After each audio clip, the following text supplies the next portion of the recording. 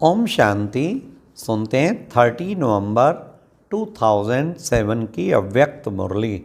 मुरली का टाइटल है सत्यता और पवित्रता की शक्ति को स्वरूप में लाते बालक और मालिकपन का बैलेंस रखो।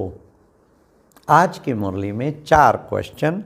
संगम की श्रेष्ठ प्राप्ति क्या है? नंबर 2, सत्यता की शक्ति कब तक आ नहीं सकती? नंबर 3, नए बच्चों को बाप दादा का क्या वरदान है?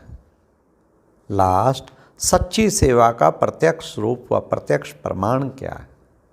तो आज बाबा ने सत्यता की शक्ति, हाँ, बाबा ने कितना अच्छा बताया। क्या सत्यता की शक्ति कैसे आएगी? जब तक अपने स्वरूप सत्य स्वरूप को नहीं जाना, जब तक बाप के सत्य स्वरूप को नहीं जाना और कनेक्शन नहीं जोड़ा, सत्यता की शक्ति नहीं आएगी। सत्यता की शक्ति आएगी इसी से। अपने को जानो, अपने हर वक्त सत्य स्वरूप में टिके रहो और बाप को घड़ी घड़ी उस सत्य स्वरूप से याद करो, फिर सत्यता की शक्ति। ठीक है, झूठ नहीं बोलना है, वो तो अच्छी बात है, लेकिन ये भी तो झूठ है अपने को दे समझना, अपने सत्य स्वरूप में ना टिकना। इसका विशेष ध्यान रखो। तो बाबा ने विशेष जो है 30 नवंबर 7 की मुरली, आज सत बाप, सत शिक्षक, सत गुरु अपने चारों ओर के सत्यता स्वरूप, शक्ति स्वरूप बच्चों को देख रहे हैं, क्योंकि सत्यता की शक्ति सर्वश्रेष्ठ है। सत्यता की शक्ति का आधार है संपूर्ण पवित्रता। मन वचन कर्म संबंध संपर्क स्वपन में भी अपवित्रता का नाम निशान ना हो।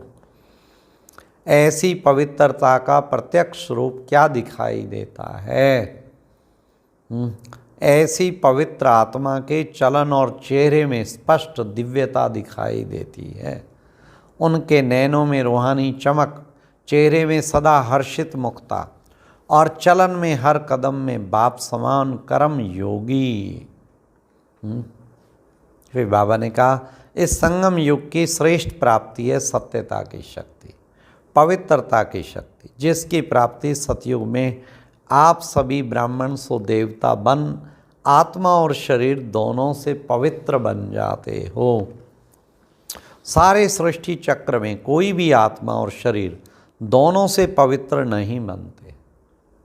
आत्मा से पवित्र बनते भी हैं, लेकिन शरीर पवित्र नहीं मिलता। तो बाबा ने कितना अच्छा महत्व बताया। तो ऐसी संपूर्ण पवित्रता इस समय आप सब धारण कर रहे हो। फिर बाबा ने कहा अपने सत बाप शिक्षक सतगुरु को पहचान लिया ना, पहचान लिया और पा लिया। जब तक कोई अपने सत्य स्वरूप वह सत्य बाप को नहीं जानते तो संपूर्ण पवित्रता सत्यता की शक्ति आ नहीं सकती। अपने सत्य स्वरूप को और बाप को दोनों की पहचान जरूरी है। तो आप सभी सत्यता और पवित्रता की शक्ति के अनुभवी हैं ना? हैं अनुभवी। वे लोग प्रयत्न करते रहते हैं, लेकिन यथार्थ रूप में ना अपने स्वरूप ना सत्य बाप के यथार्थ स्वरूप को जान सकते। और आप सबने इस समय के अनुभव द्वारा पवित्रता को ऐसे सहज अपनाया जो इस समय की प्राप्ति का प्रारब्ध। देवताओं की पवित्रता नेचुरल है और नेचर है। ऐसी नेचुरल नेचर का अनुभव आप ही प्राप्त करते हो। तो चेक करो, पवित्रता व सत्यता की शक्ति नेचुरल नेचर के रूप में बनी है कि आप क्या समझते हो? जो समझते हैं कि पवित्रता तो हमारा जन्म सिद्ध अधिकार है, वे हाथ उठाओ। फिर बाबा ने कहा जन्म सिद्ध अधिकार है कि मेहनत करनी पड़ती है। मेहनत करनी तो नहीं पड़ती है ना, सहज है ना, क्योंकि जन्म सिद्ध अधिकार तो सहज प्राप्त होता है, मेहनत नहीं करनी पड़ती। दुनिया वाले असंभव समझते हैं और आपने असंभव को संभव बना दिया। तो नए नए बच्चे आए हैं जो पहली बार आए हैं वो हाथ उठाओ। अच्छा, जो नए नए बच्चे हैं मुबारक हो नए पहली बार आने वालों को, क्योंकि बाप दादा कहते हैं भले लेट तो आए लेकिन टू लेट में नहीं आए हो। और नए बच्चों को बाप दादा का वरदान है क्या कि लास्ट वाला भी फास्ट पुरुषार्थ कर फर्स्ट डिवीज़न में आ सकते हैं। फर्स्ट नंबर नहीं लेकिन फर्स्ट डिवीज़न में आ सकते हैं। तो नए बच्चों की इतनी हिम्मत है, हाथ उठाओ जो फर्स्ट आएंगे। देखना टीवी में आपका हाथ दिखाई दे रहा है। अच्छा, हिम्मत वाले हैं, मुबारक हो हिम्मत की। और हिम्मत है तो बाप की तो मदद है ही, लेकिन सर्व ब्राह्मण परिवार की भी शुभ भावना शुभ कामना आप सबके साथ है।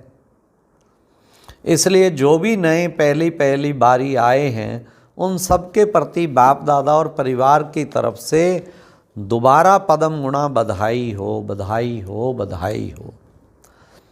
आप सभी जो पहले आने वाले हैं उन्हों की भी खुशी, उन्हों को भी खुशी हो रही है ना। बिछड़ी हुई आत्माएं फिर से अपने परिवार में पहुंच गई, तो बाप दादा भी खुश हो रहे हैं और आप सब भी खुश हो रहे हो। बाप दादा ने वतन में दादी के साथ एक रिजल्ट देखी। क्या रिजल्ट देखी? आप सभी जानते हो ना, मानते हो कि हम मालिक सो बालिक हैं। मालिक भी हो बालिक भी हो, सभी है ना। हाथ उठाओ, सोच के उठाना, ऐसे नहीं हिसाब लेंगे ना। अच्छा, हाथ नीचे करो। बाप दादा ने देखा बालकपन का निश्चय और नशा यह तो सहज रहता, क्योंकि ब्रह्मा कुमार और ब्रह्मा कुमारी कहलाते हो तो बालक हो, तभी तो ब्रह्मा कुमार कुमारी कहलाते हो। और सारा दिन मेरा बाबा यही स्मृति में लाते हो, फिर भूल भी जाते हो, लेकिन बीच बीच में याद आता है। और सेवा में भी बाबा बाबा शब्द नेचुरल मुख से निकलता है। अगर बाबा शब्द नहीं निकलता तो ज्ञान का कोई प्रभाव नहीं पड़ता। प्रभाव जो भी सेवा करते हो, भाषण करते हो, कोर्स कराते हो, भिन्न भिन्न टॉपिक पर करते हो, सच्ची सेवा का प्रत्यक्ष स्वरूप व प्रत्यक्ष प्रमाण यही है कि सुनने वाले भी अनुभव करें कि मैं भी बाबा का हूँ, उनके मुख से भी बाबा बाबा शब्द निकले। कोई ताकत है यह नहीं, अच्छा है यह नहीं, लेकिन मेरा बाबा अनुभव करे, इसको कहेंगे सेवा का प्रत्यक्ष फल। तो बालकपन का नशा व निश्चय फिर भी अच्छा रहता है, लेकिन मालिकपन का निश्चय और नशा नंबरवार रहता है। बालकपन से मालिकपन का प्रैक्टिकल चलन और चेहरे से नशा कभी दिखाई देता है, कभी कम दिखाई देता है। वास्तव में आप डबल मालिक हो और एक बाप के खजानों के मालिक हो। सभी मालिक हो ना खजानों के, और बाप ने सभी को एक जितना ही खजाना दिया है। कोई को लाख दिया हो, कोई को 1000 दिया है, ऐसा नहीं है। सभी को सब खजाने बेहद के दिए हैं, क्योंकि बाप के पास बेहद के खजाने हैं, कम नहीं है। तो बाप दादा ने सभी को सर्व खजाने दिए हैं और एक जैसे एक जितने दिए, और दूसरा मालिक है स्वराज्य के मालिक। इसलिए बाप दादा फलक से कहते हैं मेरा एक एक बच्चा राजा बच्चा है। तो राजा बच्चे हो ना, राजा बच्चे। प्रजा तो नहीं ना, राजयोगी हो, प्रजा योगी हो, राजयोगी हो ना, तो स्वराज्य के मालिक हो। लेकिन बाप दादा ने दादी के साथ रिजल्ट देखा, जो जितना बालकपन का नशा रहता है उतना मालिकपन में कम रहता है।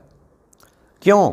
अगर स्वराज्य के मालिकपन का नशा सदा रहता तो ये जो बीच बीच में समस्याएं व विघ्न आते हैं ना, वे आ नहीं सकते।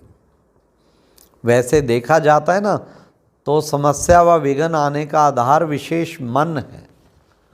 मन ही हलचल में आता है। इसलिए बाप दादा का महामंत्र भी है, मन मना भव। तन तना भव व धन धना भव नहीं है मन मना भव। तो अगर सब राज्य का मालिक है तो मन मालिक नहीं है, मन आपका कर्मचारी है, राजा नहीं। राजा अर्थात अधिकारी, अधीन वाले को राजा नहीं कहा जाता। तो रिजल्ट में भी क्या देखा कि मन का मालिक है। हाँ, बाप दादा ने रिजल्ट में क्या देखा कि मन के मालिक मैं राज्य अधिकारी मालिक हूँ। यह स्मृति, यह आत्म स्थिति की सदा स्थिति कम रहती है पहला पाठ। आप सबने पहला पाठ क्या किया था? मैं आत्मा हूँ। परमात्मा का पाठ दूसरा नंबर है, लेकिन पहला पाठ में मालिक राजा इन कर्मेंद्रियों का अधिकारी आत्मा हूँ, शक्तिशाली आत्मा हूँ, सर्वशक्तियाँ आत्मा के निजी गुण हैं। तो बाप दादा ने देखा कि जो मैं हूँ, जैसा हूँ, उसको नेचुरल स्वरूप स्मृति में चलना रहना, चेहरे से अनुभव होना, हाँ, समस्या से किनारा होना, इसमें अभी और अटेंशन चाहिए। सिर्फ मैं आत्मा नहीं, लेकिन कौन सी आत्मा हूँ, अगर ये स्मृति में रखो तो मास्टर सर्वशक्तिवान आत्मा के आगे समस्या व विघ्न की कोई शक्ति नहीं जो आ सके। सभी भी रिजल्ट में कोई ना कोई समस्या व विघ्न दिखाई देता है। बाबा ने कहा अभी भी रिजल्ट में कोई ना कोई समस्या व विघ्न दिखाई देता है, जानते हैं, लेकिन चलन और चेहरे में निश्चय का प्रत्यक्ष रूप रूहानी नशा, यह और ही प्रत्यक्ष होना है। इसके लिए मालिकपन का नशा, इसको बार बार चेक करो। सेकंड की बात है ना चेक करना। कर्म करते, कोई भी कर्म आरंभ करते हो, आरंभ करने टाइम चेक करो। मालिकपन की अथॉरिटी से कर्मेंद्रियों द्वारा कर्म कराने वाली कंट्रोलिंग पावर, रूलिंग पावर वाली आत्मा हूँ कि साधारण कर्म शुरू हुआ, स्मृति स्वरूप से कर्म आरंभ करना और साधारण स्थिति से कर्म आरंभ करना, उसमें बहुत फर्क है। अच्छा, चारों ओर के सदा समानधारी, सत्यता की शक्ति स्वरूप, पवित्रता की सिद्धि स्वरूप, सदा अचल अडोल स्थिति के अनुभवी, सब परिवर्तक और विश्व परिवर्तक, सदा अधिकारी स्थिति द्वारा सर्वात्माओं को बाप दादा द्वारा अधिकार दिलाने वाले, चारों तरफ के बाप दादा के लक्की और लवली आत्माओं को परमात्म याद, प्यार और दिल की दुआएं स्वीकार हों। और बाप दादा के मीठे मीठे बच्चों को नमस्ते नमस्ते, ओम शांति। और अब यह एक बहुत अच्छी वीडियो भी ज़रूर देखें।